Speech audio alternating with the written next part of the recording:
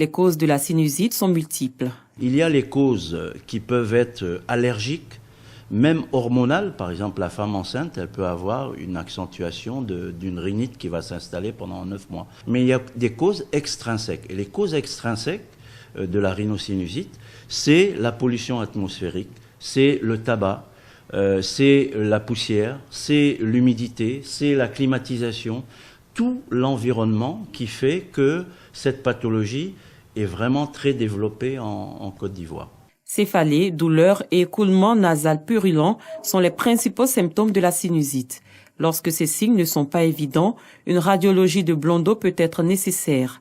Toujours très utilisée, cette technique permet de bien visualiser les différents sinus. Tant que le malade n'a pas prouvé qu'il a la sinusite, il ne fait pas de traitement. La seule manière de prouver, c'est de faire soit un Blondeau, soit un scanner. Donc, une radio dit qu'on est malade, c'est une qui confirme la guérison. Vraiment, c'est une démarche. Je vais faire un rappel. Voilà. C'est que notre traitement consiste en l'application d'un produit qui permet de faire fondre la glaire infectée. La médecine moderne dit qu'il faut oublier la sinusite, il faut faire évacuer cette glaire-là. Quand on fait des interventions chirurgicales et autres. Voilà. Mais nous avons découvert, notre découverte permet de faire fondre, quand vous avez fait l'application, au bout de 5 minutes, la mort infectée descend.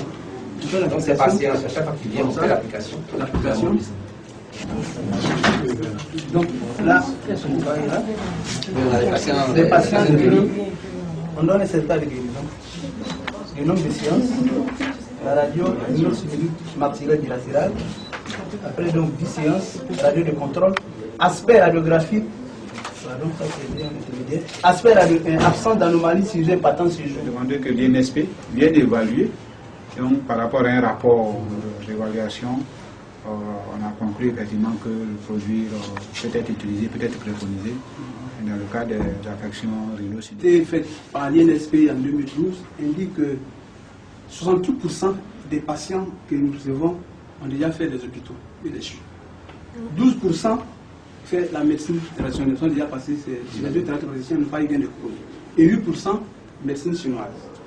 J'ai dit que l'étude de l'INSP a porté sur la guérison radiographique, dont le taux de guérison est de 54%. Une recommandation a été faite, une seconde étude devait prendre en compte les deux types de guérison, à savoir la guérison radiographique et la guérison symptomatique.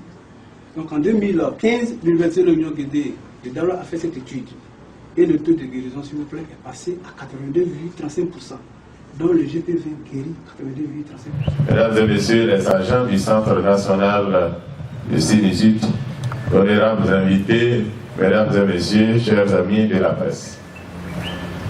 C'est une curiosité pour moi d'être ce matin dans ce centre de naturothérapie spécialisée en sinusite pour partager avec vous les effets induits de la coexistence thérapeutique entre la médecine traditionnelle et la médecine moderne, ou tout simplement la coexistence concomitante des deux médecines pour une seule santé. CNS Sinusite, c'est grâce à ce centre-là que j'ai aujourd'hui, vraiment, j'ai eu la guérison.